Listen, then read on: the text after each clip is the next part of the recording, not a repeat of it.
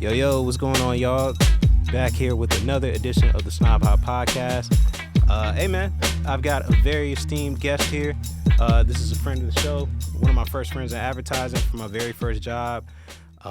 Troy Harris, man. What's going on? What's going on, man? I didn't know how esteemed I was, but now that you say that, man, you make me feel brand new, brother. Let me list off the credentials, man, for these folks who don't know. So first of all, Troy is a copywriter at MailChimp.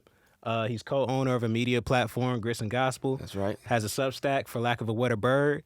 Highly recommended. We actually recommend it on SNOBHOP. So You check did. that I saw out. that. Appreciate that too, man. Of course, Appreciate that. man. And as you can see, promo, got a new book, Homeless in Dallas. That's right. And I actually know some of these stories from my first job because, bros just put me on game about, just first time home buyer stuff, whole bunch of stuff, man. So, shout out to all the black people in advertising who look out for the people who are coming in, like Troy. So, man, Troy, if you can, let's kick this off talking about.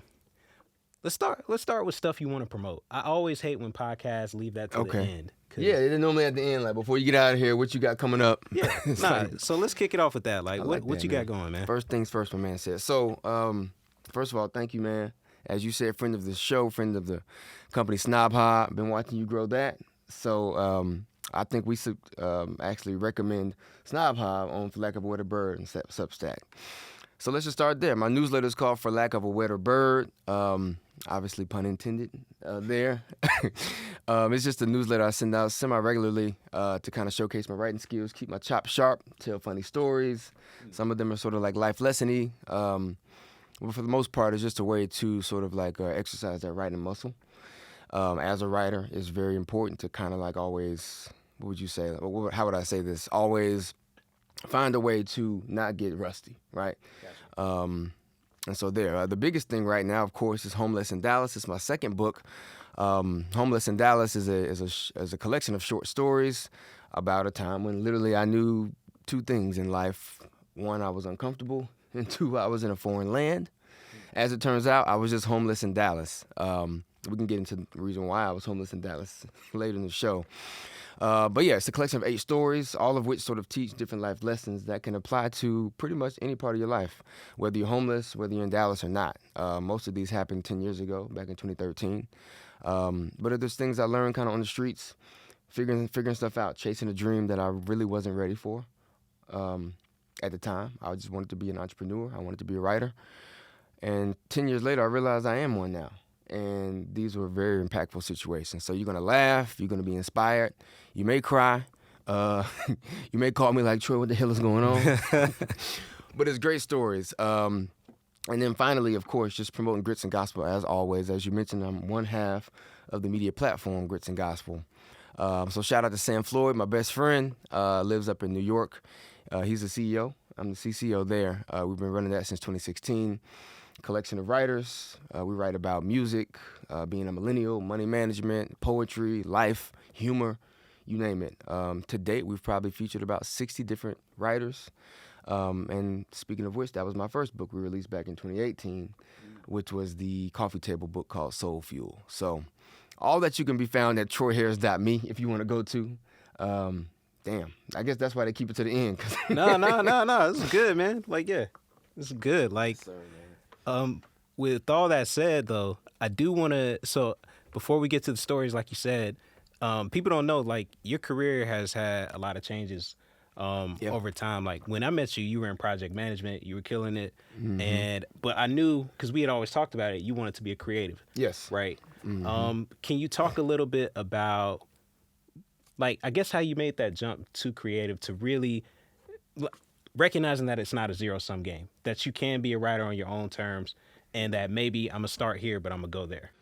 Oh, that's a great way to put it. It's not a zero-sum game. You can do both. It can be a yes and.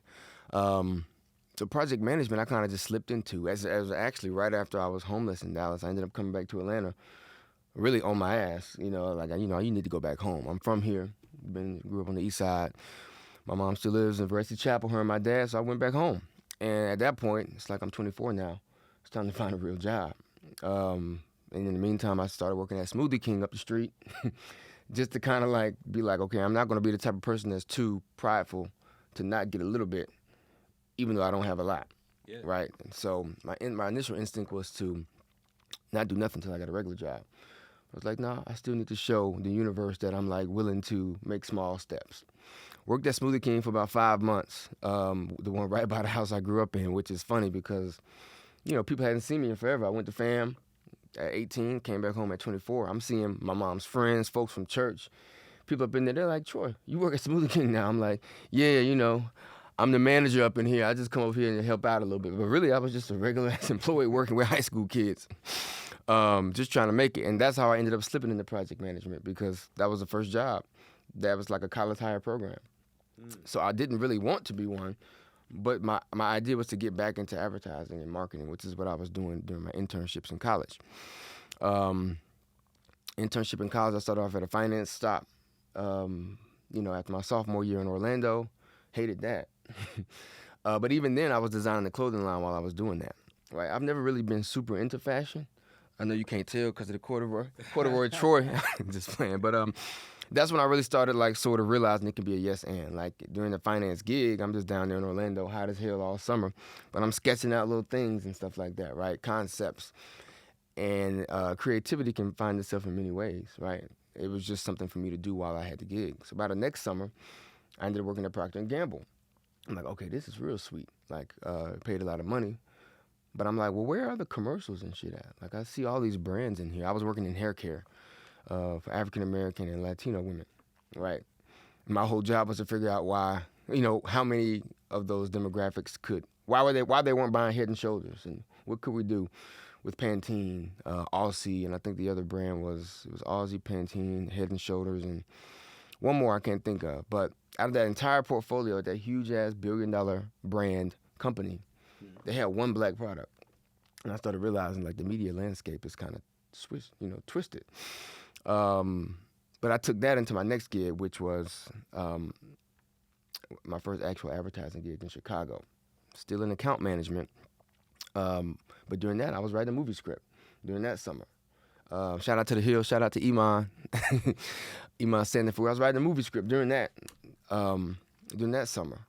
And so I say all that to say, by the time I got to AT&T, I was very, very used to the yes and approach to what you were doing at a job. There's something that got to pay the bills, but if you don't have that outlet to kind of bounce away from the stuff you're doing at work, you're either one, going to pour your entire self into work that you don't really love, or two, you're going to feel trapped, right? Because you don't know what you're doing outside of it, right? Yeah. So anyway, got to project management there at AT&T. Stayed there for 2 years, and I was like, well, how the hell do I get back into advertising, right? And it's kind of like I took a gap year, but at 24, right? Or 23 at that time. So I had to just one step at a time, like I said. Well, the only thing I can do as a project manager at AT&T is if I want to get into an ad agency, I better be a project manager. I can't make a jump from industry and job, right? You gotta choose, right? Right. So it's like, okay, one step at a time. Got hired at Fitzco as a project manager. Bet. That's when I met you. So we rocking and rolling. Now, John said earlier, for y'all that's listening and watching, Troy was killing it. Troy was not killing it. It's a quote out there that says, don't be too good at a job you don't like. I didn't know that quote back then, and I would love to say that I was not good at it on purpose, but I wasn't. I was trying, but it wasn't. I could be average there. I wasn't gonna get fired for not doing good, but I knew I couldn't excel in this particular role.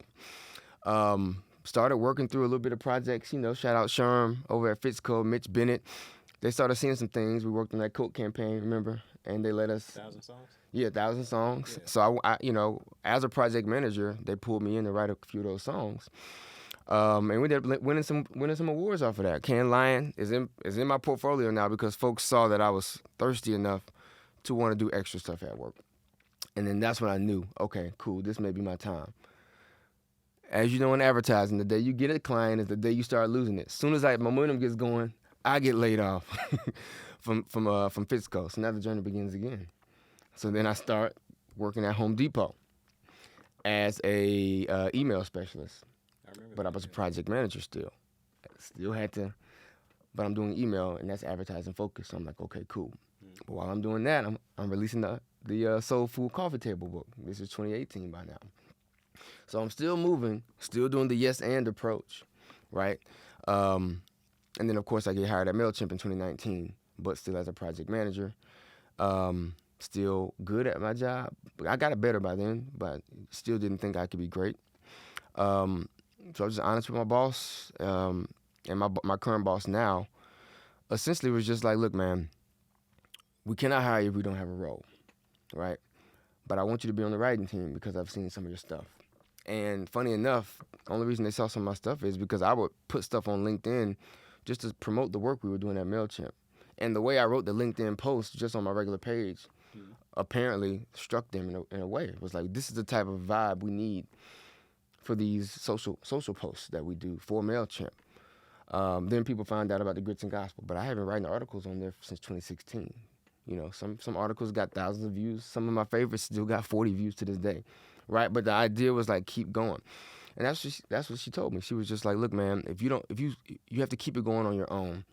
And that way, when the time approaches itself, when the time comes that we have an opening, you're not going to have all this professional experience, quote unquote, but we can point to these other things. So if it wasn't for me, like, literally continuing to sort of like follow those passions, even though not knowing where they would lead outside of work, it wouldn't happen. Then something popped up, and here I am. So now I've been an actual copywriter at MailChimp for just over a year.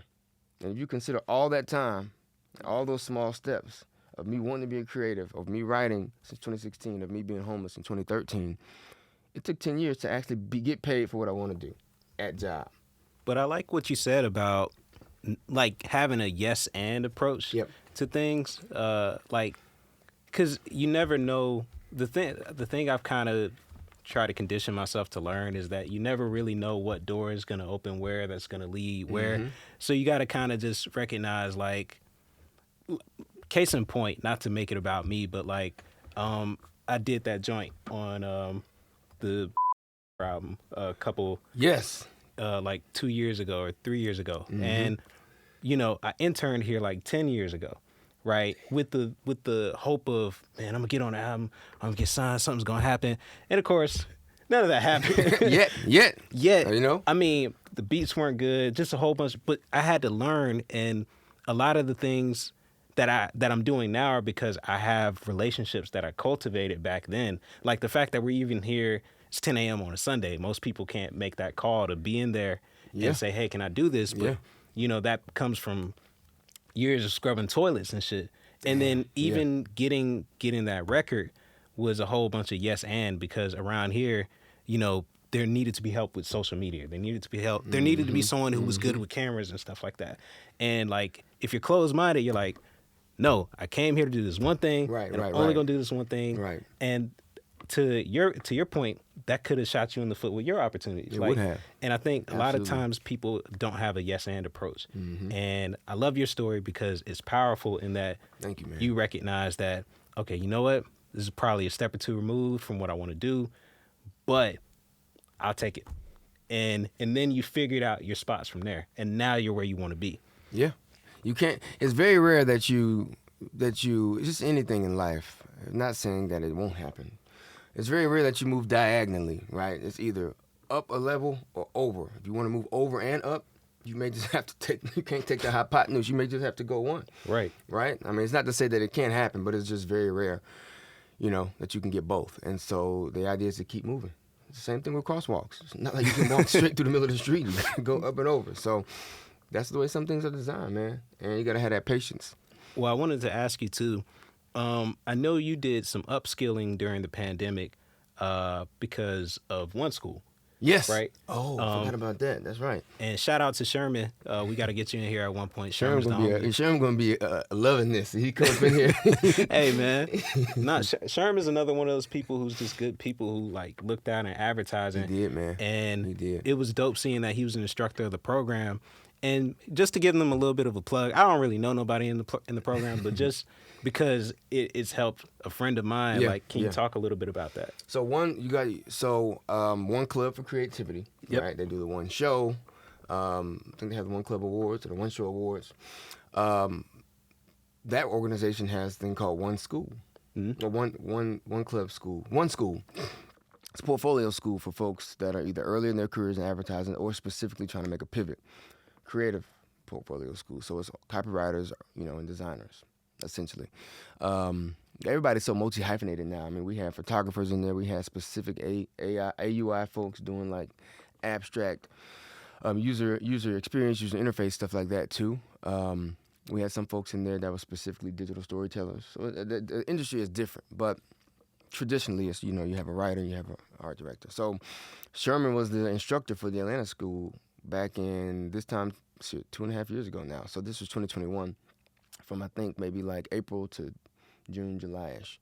16 weeks, whatever it was, specifically meant to kick your ass. But we all going to work, or some folks were still in school at the time. I might have been the oldest person in that class at that point. You know what I'm saying?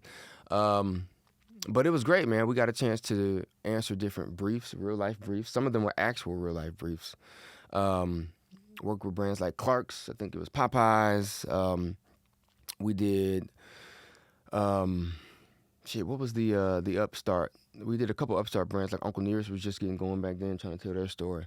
But every week would be a different medium or media form that you pushed out in. So we did some out of home, we did some TV scripts, we did some billboards, we did some radio ads, we did some straight up commercials, banners, shit like that, right? And we had to work together, right? I'm more of a writer, don't do nothing design. The design folks was like, I can make this look so pretty, but I have no idea what to say after that. So we were working together to get our shit off throughout the program. And at the end of it, you got stuff to put on your website. You got a few things that you can say. As a matter of fact, I didn't get the job. That was part of one of the reasons that helped me at MailChimp get it. Like, it was just anything to show that you can do it. So shout out to one school, man. And they're still going, man. I think we were maybe the second class. I think they do it twice or 3 times a year. So at this point, they probably graduated well over 100 people in my position. So it was dope, man. Shit, shout out to the people out there doing the work. And speaking of which, man, I think this is a good time to make a pivot. So we talked about getting into the book a little bit. Got my little corporate voice on, but nah, man, I'm curious to talk about some of these stories in depth. Sure enough. Because there's one thing you said in the trailer that really stuck out to me that I think is important for our jobs, and especially if any strategists are listening. You talked about the fact that when you were in Dallas, like, you always had to have your antennas up. Yep. Like, you had to know which McDonald's served the hottest fries, which train stations the police didn't check. And I feel like those are like deep cultural insights that, one, probably helped you become a better writer, but also just impact the work in little ways that, respectfully, a lot of our colleagues may have never like experienced before. So yeah, man, let's talk a little bit about some of the stories in the book. Maybe your favorite one or most impactful one.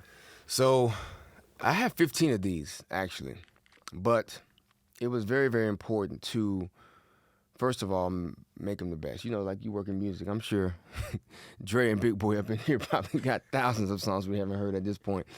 But the best ones make the album, right? And I actually wrote it like an album. So there's an interlude, there's an intro, there's a skit. You know what I'm saying? Like, it's kind of got that old school feel to it. But yeah, you're right, man. So, like Mos Def said, bright moments always come back vivid, right? They burn into your retina. They're forever etched into your brain, right? You remember the pit in your stomach. You know what I'm saying? Certain times. Where were you moment, right? I'm not saying it was 9/11 or JFK getting shot, but at the same time, those moments will always stick with you, especially when you're young and hungry, right? Literally and figuratively. So, matter of fact, I'm gonna read the chapter titles. Yeah, please do. And you tell me which one you want to talk about. All right. Okay, so chapter 1 is called the intro, Homeless in Dallas intro. Chapter 2 is called Eat Your Burger, Drink Your Beer, because time is precious. Chapter 3 is called The Big Red Couch, because sharing is caring. Chapter 4 is called The Black Peacoat Skit, because mama knows best. Chapter 5 is called Throwing Darts, because you're not always lucky. Chapter 6 is called Good Day, Bad Day. It's an interlude, because everybody has them. Chapter 7 is called The Texas State Fair, because everybody needs to keep the lights on. And the final chapter is, would you like half of my sandwich? Because I would like half of yours. Ooh, okay. All right. Being here with a writer. Dang. All right. So I have 2 choices. The first one is gonna be, my gut is telling me Big Red Couch. Okay. I think, and then my second choice from there is eat a burger, drink your beer. Okay, gotcha. So, the Big Red Couch, because sharing is caring. Essentially, that was the Big Red Couch is kind of like if you go to the website right now, homelessindallasbook.com. That's actually the picture I put at the top of it. Everything's sort of centered around that, conceptually and physically. But long story short, I wasn't homeless out there by myself. It was like me and 3 other cats. We were actually building an advertising agency, and we were like, you know what? The word millennial was super hot back then. It's 2013, right? All of us are coming of age, but the brands had no idea how to talk to millennials, right? And working at P&G, I knew, at the very least, these big syndicated research, they don't move quickly. They're very accurate. They're very useful, like Nielsen or whatever. You got to do this focus group, then it's got to go out, then it's got to come back. And you always looking at data. If it's 2023, the last full year data you can have that really, really works is probably 2021. Maybe since we're in September now, you may have some 2022 stuff. But shit moves too fast nowadays for that to even be good enough. So long story short, we said, look, we are the millennials, right? We will walk into these agencies and just be an insight factory. What do these millennials think like? And because of that, it was all 4 of us building that dream, and we shared that Big Red Couch to sleep on. So we didn't have an apartment or anything, but that was like a stolen office, abandoned office, essentially. And it had a couch in it. It was one of them squeaky red couches, and and we had one small blanket on it. And you may not notice, but it get cold in Dallas. And by now, I think it was, by the time we found the office, it might have been like October-ish, November-ish. I remember football was on. That's how I know. But anyway, one couch, one couch, one blanket, and it was like a shawl. We had to split the blanket days, because it's only 4 of us. So this your blanket day, then you wait 4 days. This your blanket day, you wait 4 days. Kind of teaches you, what to do. Like the blanket's just wide enough to fit over your ass, just long enough to go from like chest to knee, that type of blanket. And long story short, man, one day, my blanket day was hot as hell that night. And I woke up with it, it was on the floor and shit. And my initial instinct was to tell the fellas, like, yo, I ain't even used the blanket last night because it wasn't cold. Like, let me get another one today. Of course, it was back cold the next night. But fair is fair, right? Sharing is caring. I had to, prove to my brothers that I was accountable, that I was, not only patient, but also thoughtful. Like that, it ain't nobody's fault that the weather is bad. Weather was bad on your day. And you just kind of learning those small lessons like that. Even though it's so small, it's like, nah, man, you got to wait your turn again. 3 days, whether the weather is hot or whether it's cold, we're going to weather the weather. So, and that Big Red Couch just meant so much to so many of us, man. So, you'll see. It's a few more examples in the actual book, but that blanket was a perfect example of like the sharing aspect of it. Dang, man. And I feel like those lessons definitely carried over to your real life, and even the way you conduct yourself at work. And even something on a personal note that I just got to be appreciative of. Like, you told me you would be here at 10, and you were here at 10. That's right. And, a lot of times, especially in music, you're dealing with rappers and stuff like that. 10 don't mean 10. 10 means 10:45. It could mean 12 o'clock. It could mean... Right. And people are, like, not accountable to themselves, and they can get disrespectful of your time, and it's like, yo... There you go. But nah, transferable skills, man. I won't even ask about eat your burger, drink your beer, because I want to save that for the book. Yeah. Shameless plug. I'm telling y'all, pick it up. I'm actually picking up a copy too, which is part of the reason I told him to bring something. And I'm gonna sign it too. Yeah, and that's see, like it all works out how it's supposed to. If you order from the website though, homelessindallasbook.com, homelessindallasbook.com, those come directly to me. It's also on Amazon and Barnes & Noble, which will get there probably faster in 2 days. But, Jeff Bezos, he'll try to cut into your pocket. So we're trying to do everything independent if we can. And I try to sweeten the pot by writing a special note to whoever orders. So, man, so this first part of the interview, we about to pay some bills, which is really just slang for I'm about to reset the cameras and stuff. I'm keeping it real because my man hit him with the AJ and free. Remember they used to say that on 106 in Park. We about to pay some. We got to pay these bills, y'all. Yeah, I'm just keeping it a buck in case things get janky. But I want to ask you. So we talked a lot about your career. Now I kind of want to get some insight into things you're seeing out in the world, whether in pop culture or otherwise, that are interesting to you. And of course, we got to talk hip hop because SNOBHOP is hip hop. So yeah, man, tell me some things you've been seeing out in the world that are interesting, either commercial stuff, It could be hip hop related, just anything you're seeing that's catching your eye, inspiring you. Okay, so shout out to my dad. We can cut that out if we want to. Anyway, he said something the other day that I had never thought about. And he's not an advertiser; he's an engineer, but he's always been pretty observant, and he kind of like has a knack for sort of looking at people and making his like very snap decisions, or culture rather. Chick-fil-A commercial was on, and I love Chick-fil-A. From here, Atlanta, the bird don't stand a chance with me. And he was like, look, man, you see these Burger King commercials, they singing about 2 for $5, and, you see McDonald's, they, advertising the breakfast, and dollar menu hash browns, Wendy's 4 for $4. He said, when you see Chick-fil-A, they tell you what they got, but you never seen them show a price on their commercials at all. He's like, why is that? He was like befuddled. He was like, Chick-fil-A don't show prices on their commercials. And it got me thinking, because I really hadn't noticed that, about quality, right? And how it can speak for itself. Or like folks say, good dope sell itself. We're going to tell you what we got. We don't necessarily got to tell you how much it costs. And then I started looking at that with different brands and things, right? What are the values? Like you have to display some sort of like extrinsic and intrinsic values. Like remember when we worked at Coke, right? The extrinsic value was like happiness. We're out together. We're enjoying ourselves. Coke brings people together. The intrinsic values are the intrinsic values are the things the way they make people feel, right? Yeah. The extrinsic is like, hey, it's gonna be cold, it's gonna be fizzy. You got to show the bubbles, right? How are brands doing that to make themselves more marketable? And so you've seen that Coors Light commercial they got for the football, the new one, where Buddy goes into the gas station, he opens it to get the Coors Light, but then he also stays in there because it's free AC. And the voiceover is like something like Coors Light coming in here to get a free beer, but secondary, it's a moment to get free AC. And this is right when it was like hot as hell this entire summer. But of course they're gearing up for football season too, so they're trying to make sure people know. Stuff like that can kind of do the intrinsic and the extrinsic at the same time. I love. So that's one of my favorite commercials right now, that Coors Light commercial. And then that Chick-fil-A insight that my dad, of all people, had. So That's interesting, man. I haven't seen that Coors Light commercial. I got to check it out. yeah, it's dope, man. It's on all the time, but I'm always watching sports and shit. So of course they marketing that type of stuff to us because it's beer. That's just all they do. Beer and cars. You watch the Falcons game later today. It's gonna be beer, cars, pizza, and then you may have some local stuff sprinkled in there. Beer, car, pizza. Count how many beer, car, pizza ads you see today.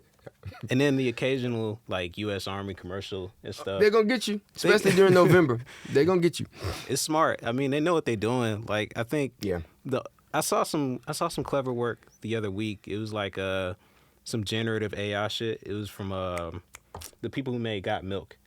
Yes. You seen that? No. Bro, they was making fun of all the different kind of milk out here today. Like they used generative AI art. They made some shit called salmon milk. Oh, okay, I got you. And I like got you. basically they were like, okay, you got oat milk, salmon milk, gummy flavored milk, all this different kind of milk. just like weird combinations. But it was good because it was like, oh, okay, I get it. All this different kind of milk in the world. But who, Got Milk till you got the regular, whatever. Mm-hmm. I thought that was cool. I like that, actually. I see what you're saying. So I worked on Got Milk when I was in Chicago at Draft FCB. And milk is interesting, bruh. Very much so. First of all, all the milk producers around the world are like small plant. But the Got Milk is almost like the distribution deal or the marketing deal. Not distribution, more like marketing deal. It's like a union for milk makers.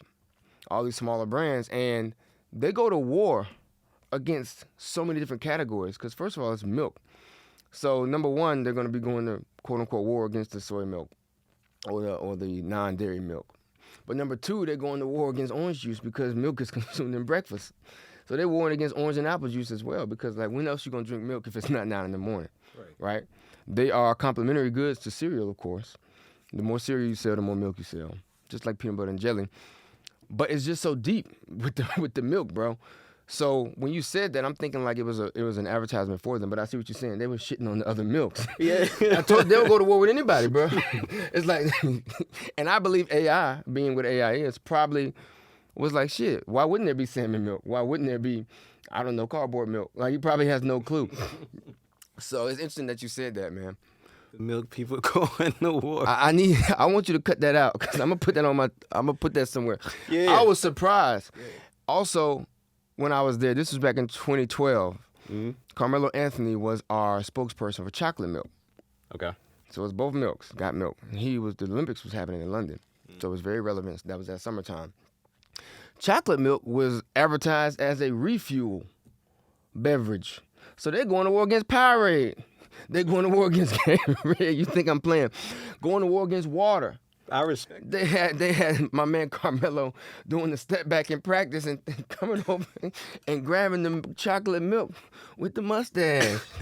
Talking about official sponsor of the U.S. Olympics. You think I'm playing? When the last time you was out there kicking it and drink milk? It's just weird. It was weird. But culture moves and it informs its own next steps, right? As much as we want to dissect it and sort of tell it where it's going next, we can observe trends. But in reality, you just have to be nimble enough to be able to follow it quicker than your opponents, quicker than your competition. So that goes into a really interesting hip hop conversation. Ooh, I think Drake is a master at that. Okay. Oh, being nimble? Yeah. He like in a different world, different life, I feel like he would kill it in advertising or in marketing. Mm-hmm. Because like you said, most people, like, I can trend spot, right? Yes, you're very good at that, actually. And I appreciate it. Like, and it's something I can just, I don't know, because I can kind of just peep what's going on around, Mm-hmm. see what's happening early, and then just a gut feeling like, okay, I think this is going to be a thing. Like, because this feels like where society's at right now. Yeah. I feel like, I don't know how Drake does it, but I feel like he has that same kind of power, and he does it with music, and like people don't fully appreciate it. This is my last little ramble on the point. I was watching Top Boy the other day. Okay. Uh-huh. Final season. I like how they ended it. Another story for another day. I ain't even seen it, man. So go ahead. You can spoil it if you want to. Oh, no, because I don't want to do it for anybody watching, but... Very, very thoughtful, my brother. The point was I was listening to the music, and I see why UK music is taking off because I'm, like, listening to their hip-hop. Yeah. And I'm like, okay, y'all actually got the soul in the shit right now. Like, I'm listening to y'all, and I'm like, y'all care. Like, listening to the lyrics and shit. But then it made me think of Drake, and I was like, dang. Like, we got to give him his props because it's one thing to be able to tap into different pockets of culture. Yeah. And it's another thing to do it and make it passable, like, and actually good to where you want to listen. Like, I could go out and make an Afrobeat song right now or a dancehall song.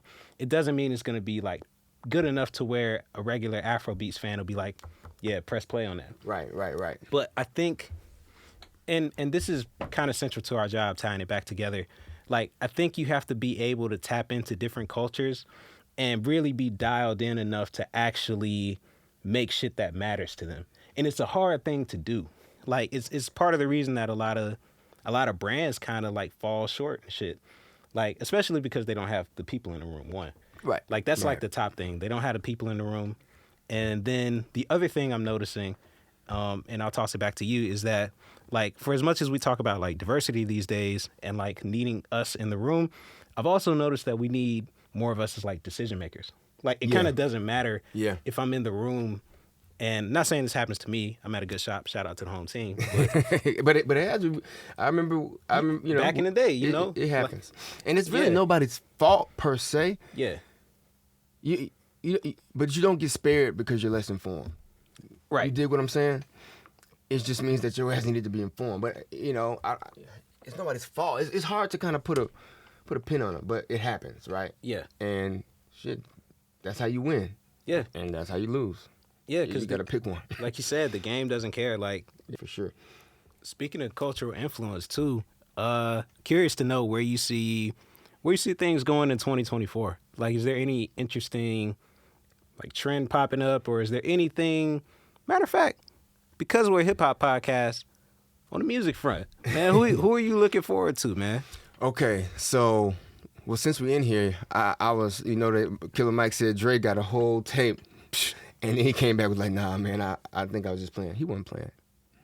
They just got mad at him for saying that. Hopefully we hear it. I don't know. Maybe not. Maybe it won't happen. But that's always at the top of my list. Hearing that Dre album. I'm looking forward to seeing what the female rapper game is going to look like. For really like 3 reasons. I don't even. Damn, this first example I'm giving is about chicken. That's crazy. You remember when the chicken sandwich wars came out, right? Chick-fil-A always had it, right? But they never really bolstered it as like they said we didn't invent the chicken, just a chicken sandwich. That was it.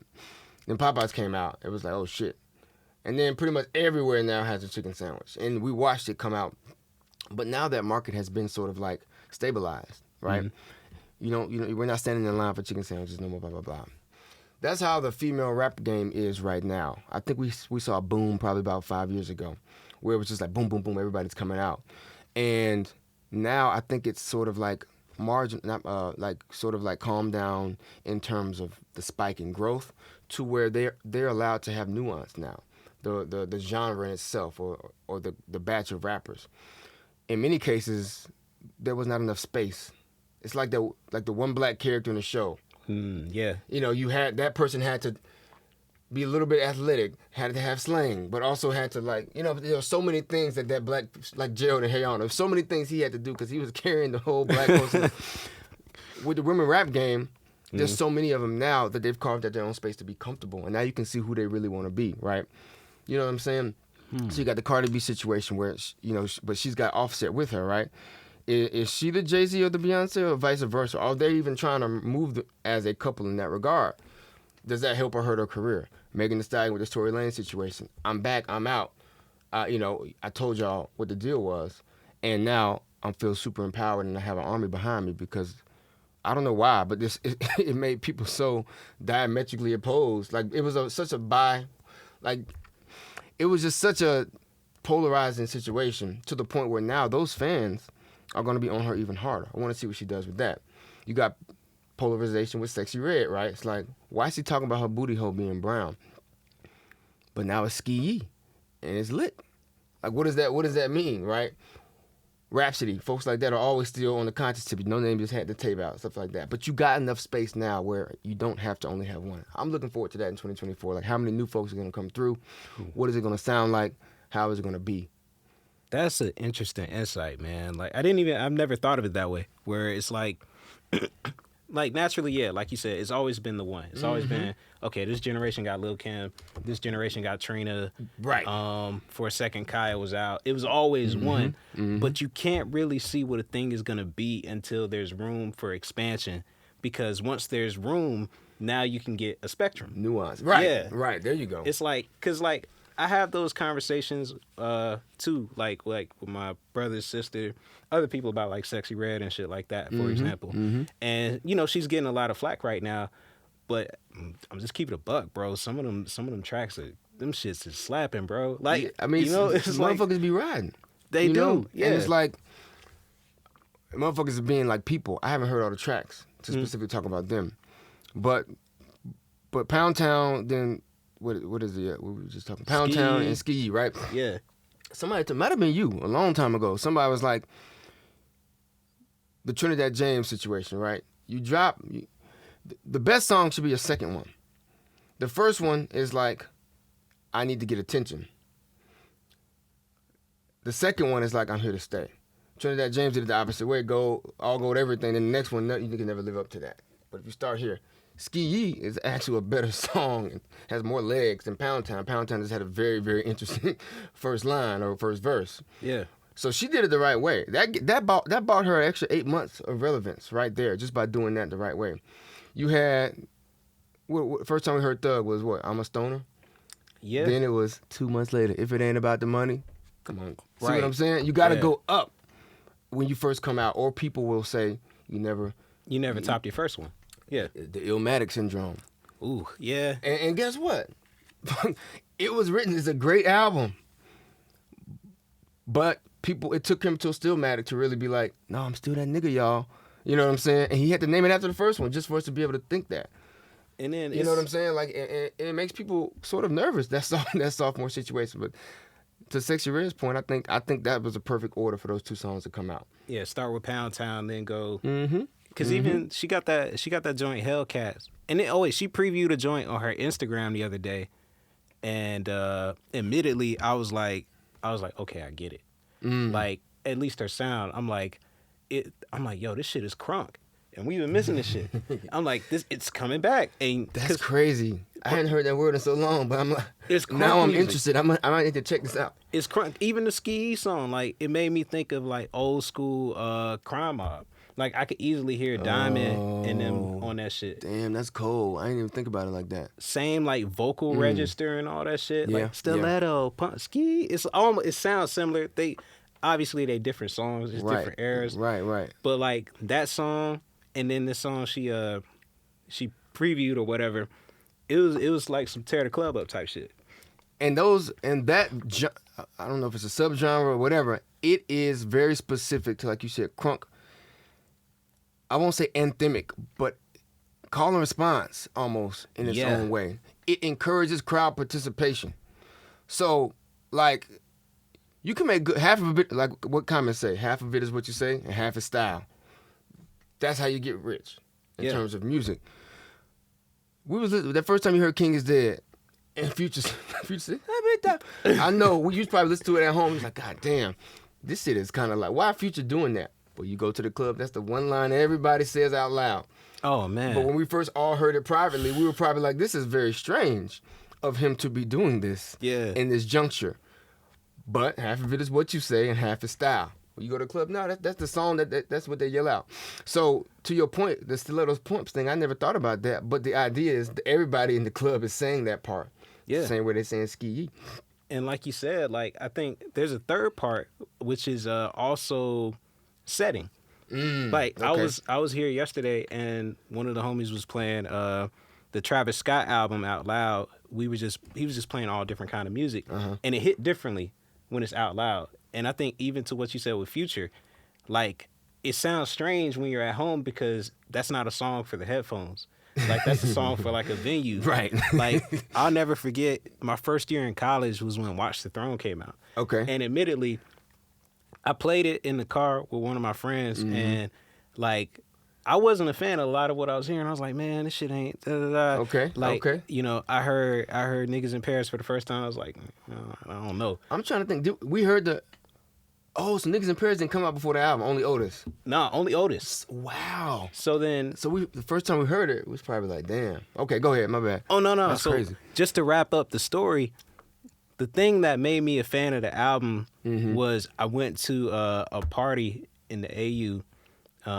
It was I think it was at like Morris Brown's gym or something like that. Dang, okay. But Niggas in Paris came on, and I saw the fucking gym erupt. Oh, and yeah. It was like, I was like, okay. Okay, I get it.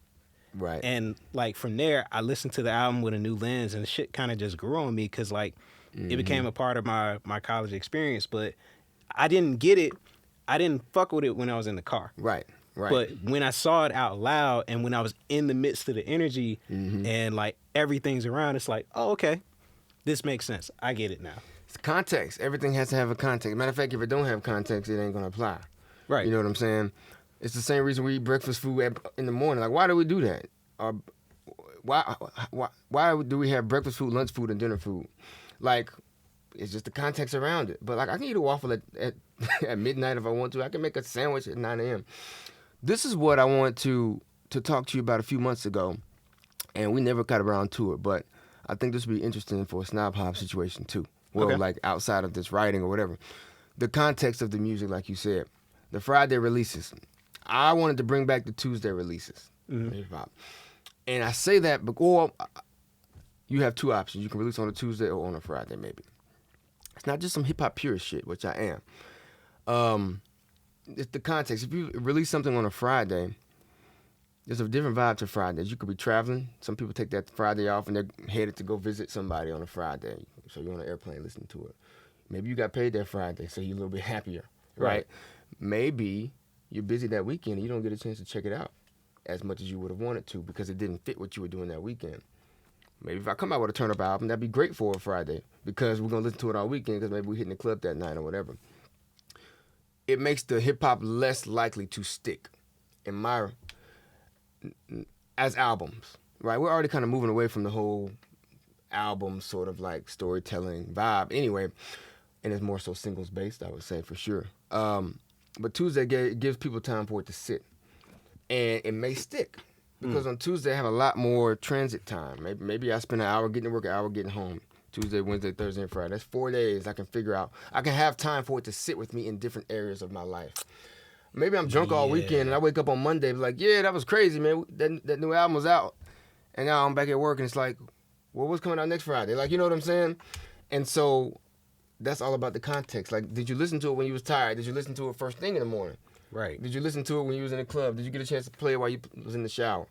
You know what I'm saying? Like, and then different things are able to stick with you.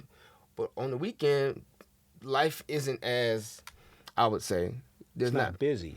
Yeah. Like, even though we kind of get busy on the weekends, it's not, I don't know how to explain it. And maybe it's just my life, but it's not as, I have a lot more variety during the week for whatever reason. I think you're right. I think, like, so I feel like eventually music is going to move away from Friday releases. Because, like, they started doing it. I feel like it gets attributed to Lemonade a lot, which, no disrespect. Talking about B? Yeah, but when was that? 2017? No, it was before. It was or before whatever, 444. Whatever So album she did 2016. before that, the self-titled album actually is the one when she dropped that shit. Out the blue. And I it was in like Dallas when that shit happened, so that was 2013. It was like December, I feel like. right. So Don't like, kill me, Beehive, if I missed that. and shout out. I feel like people forget that Ye low key was the one who did like the unscheduled release or the no warning release. He gave people like a week or two warning, and that was the first time it ever really happened. That was when he did Yeezus, and like that's when people started moving towards the Friday releases and like we're not gonna announce nothing, we just gonna drop and stuff like that. That's right, because that was on Tuesday too, back then. 'Cause Yeah. I remember we went to Best Buy in Dallas. Yeezus dropped the same day as The Gifted, I think. No. Born Center. It dropped the same day as Born Center.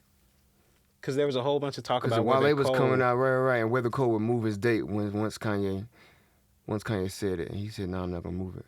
I can't remember though. It was something along. Somebody moved the date, and it was either Kanye or Wale or Cole. I think Cole stayed firm on his date, and then maybe stayed. Wale pushed back the next week. It was something like that, yeah. or the week before maybe. And all that to say, like, you're right. Like, even the research, like, when you look at when people are most likely to, like, listen to music, like, most discovery happens in the gym or in the car. Really? Like, yeah, I was reading some report about that. And, like, if you're not in those two places, you're less likely, like, to listen to music. So, like you said, like, I think the Tuesday release is going to work because people get that transit time back. Right. Like, on Friday, like you said, like, an album may come out Friday at midnight, but especially in the work from home era, if you're not going nowhere, like, all the music sounds different in the privacy of your home, not doing shit. That's a big word. You don't get a chance to listen to the music by yourself. That's what it is. On the weekend, you're more likely to be around people. Well, I don't know how people's weekends are set up, but it's less alone time, I think. And so maybe that affects the way the music sticks. Oh, so while we sitting here, then I got a joke. We were talking about soy milk earlier. And I forgot who it was. Somebody at work. Or maybe I was at home. But anyway, it was just like, maybe it was on Twitter. It was just like, what if soy milk it's been Spanish this whole time and it's just introducing itself as milk? What? What if soy milk is like soy milk, like I am milk? That's nah, bro. We cutting that out. Nah, hey, look, we might have to, we might have to keep it, because honestly, I all the camera moving around and stuff. I like it though. But nah, I mean, shoot, we closing in on about an hour, man. So I know you got some other stuff to do. So let's wrap up with a couple of hip hop questions, man. And I love it. Okay, I need your top 5 albums, man. Jesus Christ, you gotta give me time before I come over here.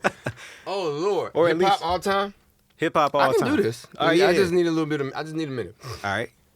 I will rank them in reverse order if I can pull this thing together in the next few seconds. Okay.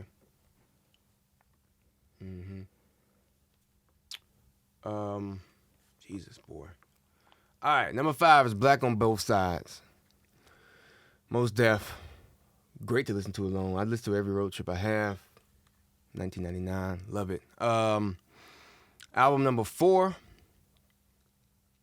To Pimp a Butterfly. Interesting commentary on To Pimp a Butterfly. Shout out to my boy John Wall, who actually went to Morehouse. You know John? I know you I might feel be like a I year might or have seen two him younger around. than us. He told me something like a few years ago. He was like, bruh, Steph Curry is the best shooter, greatest shooter of all time, and he may not even be the greatest shooter on his own team. And it was like talking about Clay and how, but that's a weird thing to say, right? Same thing with To Pimp a Butterfly. To Pimp a Butterfly isn't better than Good Kid, Mad City, but it is. You see what I'm saying? Take that for what you will, but that's how I feel about it. It's better than the album, which is to say that it isn't. However you want to see it. What's up, man? Number 3, Miseducation on Lauryn Hill. I consider it a hip-hop album. You may say I'm cheating because it's half and half. Obviously, that just shifted the culture. As a matter of fact, before Bodak Yellow came out, I think that was 2017, that was the number 1 Billboard song, Hot 100. Oh, right. It's the first single female rapper to be on there since Doo-Wop That Thing, which was in 97, I think. So it literally took 20 years for the number 1 hot Billboard. No, number 1 on the hot Billboard charts. Number 2, Blueprint. I think that's self-explanatory. But we got a chance to see Kanye really do his thing on there, and Just Blaze was obviously still on his vibe. They say Jigga Man wrote that and recorded it in 3 days.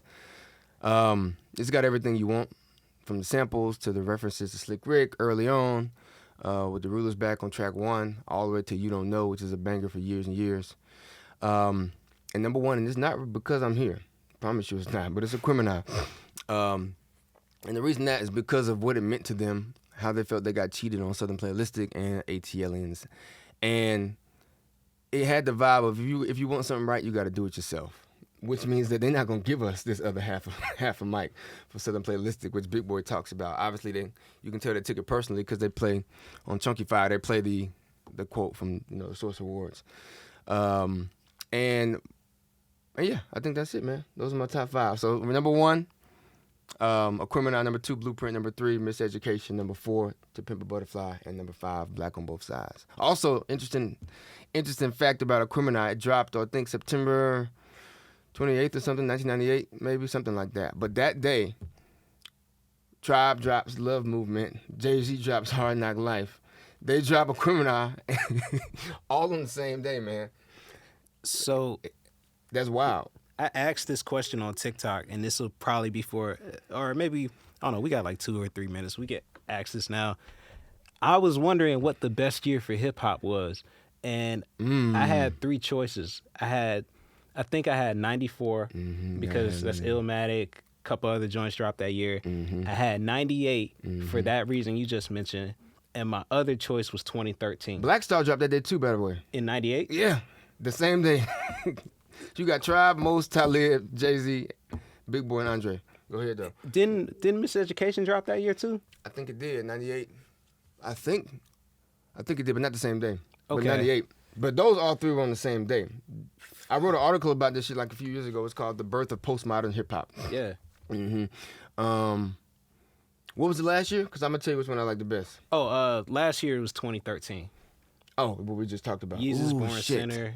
Did Travis Scott drop an India year too? I know Nothing Was the Same came. Nothing Was the Same. No, Travis Scott was too young back then. Wale, we talked about him already. I felt like that was the year where all the blog era artists reached like maturity and put out their best projects and shit. Damn, that's cold. Born Center isn't Cole's best project to me. It isn't, but in terms of lyricism, it was the version of Volume from that era, from when Jay-Z from Volume 1 probably to Volume 3. So those 3 albums. And on into the Blueprint a little bit. But he was just rapping real good. It was kind of like that ISO era ball where niggas like Carmelo's like, I dropped 30, but I gotta round my game out a little bit better if I want to win the championship. I'm going with 94. Interesting. Okay. Because it was the debuts. Those 3 debuts. Southern Playalistic, Ready to Die, and Illmatic. Yeah. That's hard to beat, and it introduced us to these people, which I think goes a long way. Now, Tupac dropped that year too. I don't know which album it was, but I know for a fact he dropped in 94. It might have been Strictly For My Niggas, I think. Might be. Or that was no, Strictly was 93. So it was whatever was after that, I think. Okay. Okay, I'm gonna have to check that out then, just to double. But I know for a fact I'm doing it mainly because of that reason. Those 3 albums. And I'm sure hella other shit came out in '94 too. Yeah. But I gotta do it for that reason. Okay. I'll accept that. What's yours though? I'm listening. I think it might be 2013, bro. Okay. I think, which is a little biased, but yeah, I just think it was Yeezus, it was Born Center. Right. I had a list. It was a couple other albums I dropped that year. Nothing was the same for sure. Yeah, and I feel like those were all very pivotal for where we're at right now. Yeah. Yeah. But you can't discount 94. And 98 is one of my favorite years too, because of all those albums. Low key, that might be the best one if we add Lauren in there too. Bro, technically by my list, I put 2 98 albums for my top 5 list. If you think about it, DMX dropped 2 albums that year. There you go. Damn. Yeah. And they both went platinum, like 6 months apart. And he didn't get nominated for a Grammy for either one. And Jay-Z won his first Grammy off Hard Knock Life. Okay. Ain't that about a bitch? And it was for the song, not the album. I think it was for the song. No, I think it was the album, best rap album. That's his first Grammy. So maybe we agree 98? They cheated my man DMX. Now I think about it, that's messed up. Jay said he boycotted the Grammys that year because neither one got nominated. See, Jay-Z is a real nigga for that, because back to the basketball thing, people forget there was a time in which it was like only 1 or 2 years, but Tracy McGrady was better than Kobe Bryant for a very short amount of time. Jay-Z recognizes that around that time, he was Jay, but DMX had him, and really Busta probably was right around where he needed to be. Now, obviously, the longevity is what makes a career, but the best ability is availability, and rest in peace, D. That's not what I'm saying, but I'm saying like the consistency of it all. I think is what makes Jay the best to me. The best ability is availability. Hell yeah, bro.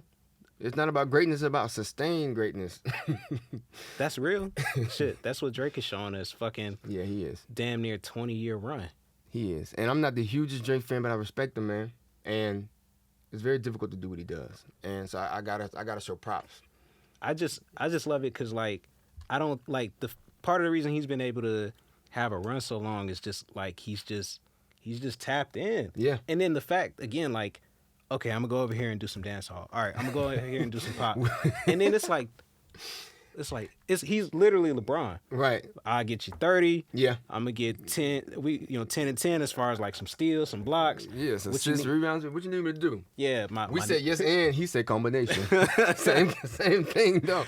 Yo, and that's the thing. People dog him out for the versatility, but outside of like the conversations like our group has, not like me and you specifically, but that whole underbelly of Black Twitter or the hip hop snobs, like or where we talking about, oh, well, he gonna be next. He gonna do this next. He just hopping on waves, blah blah. The larger landscape of the world, like the general public, the folks that are younger than us and older than us, the folks that are different races, don't give a shit about none of that. Yeah. It's just us talking about. It's just us having infighting in terms of whether we should respect him for changing it. But shit, he's Jewish. He came from Canada, and he grew up in Memphis with his dad. He's white and he's black. He can sing and he can rap. Why would we expect him to stick in the fucking lane? He can act and he can make music. If he can at the end of the day, why not? this is probably what we should have expected the entire time, and not look at it as a bad thing. Well, he told us he was gonna do it. He surely did. He actually really did say that. First album, after the first album dropped, I remember he tried to put out an R&B project, and it quietly went away. You talking about after the actual studio album dropped? Yeah, he had a couple loosies. One of them is called like "Do It All." It's still floating around out there. He was trying. He was gonna do the whole Heartbreak Drake thing. Right. And I don't know if like label politics or whatever, but it went away quietly. And then, but yeah, he was always gonna do it. He was always gonna do it. And like nobody asks. Well, I mean, they do ask LeBron to kind of compartmentalize himself sometimes, but like it's like, bro, look, if he can go in the post, score that way, or if he can score from 3, like or if he having a horrible shooting night, but he gonna get you 20 assists, what's the beef? I do think that's you're right though. Like that's the greatness part about it. I mean, that to me, and even with writing, bro, like I think about it as sport, not in necessarily the competition way, but the idea of like you said, like I'm working on my left. That's what I say. I say on my accounts, on my Medium page. It's just like I'm still working on my left. What that means is that I'm always doing one thing that I'm not that good at, in order to unlock what the God of think of creativity as like a universal energy.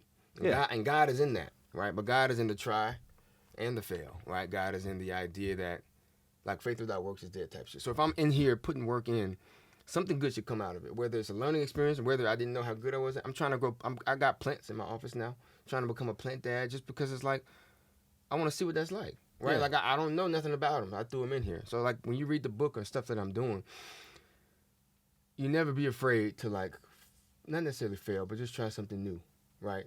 Kobe fucked his fingers up. He started shooting with his left hand, bro. Like, legitimately, for like 4 or 5 games. You know what I'm saying? So that's how I look at it, man. That's how these rappers are, the best ones, at least. Try and.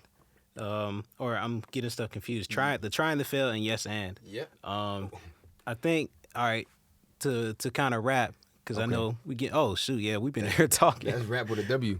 Hey. It's cool, man. Well, the final thing I wanted to ask you while I got you is, man, pretend you're talking to a young creative. Because I don't know how long it's going to live or who's going to watch this, but someone who may be in a similar position, someone who's out there looking, they're trying to get into this field or they're trying to write. Speak to them. This is your camera right here. Okay. Or you can focus right here. It don't matter, but pretend you're talking to them. If you have a message for them at all, what would you say? Okay. To young creatives out there, the number one thing that people will always say is believe in yourself, right? That's easier said than done, and that's okay. Don't be afraid to do multiple things. Try your hand at multiple things. Personally, I'm a writer now. That's my career. But I wasn't even really great reader or reading comprehension. And I scored damn near perfect on my SATs in the math section. I thought of myself as a more technical whiz and not a creator, or creative rather. But these skills are what you make them. And the more you pour into it, the more it'll pour into you. And as you see now, I have to pull out my calculator to add the tip at the restaurant. And I've got a book out. So you never know who you'll evolve into. Don't be afraid to allow yourself to grow. And leave some room for God in there. Not in a religious sense, so however you take that, right? But all of this stuff builds on itself. Law of attraction. So don't be afraid to grow. Don't be afraid to see what's coming around the corner. Don't be afraid to change with the times and reinvent yourself as many times as it takes until you can sit back and be happy. Ladies and gentlemen, everybody listening, I think we've got it. Troy Harris, thank you for joining us, my friend. This was love, dog. This was love, man. Hey, And, y'all pick up his book. let me go ahead and sign this for you now, man. Please, yes. Pick up his book, Homeless in Dallas. We got to find a pen.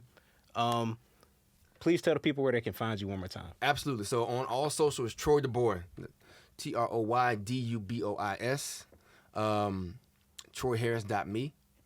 And also homelessindallasbook.com. So make sure y'all go follow that. Yeah, that's it, man. Hey, this is the SNOBHOP podcast. We hope y'all have an amazing Sunday morning. We out, man. Peace. Go Falcons. Peace.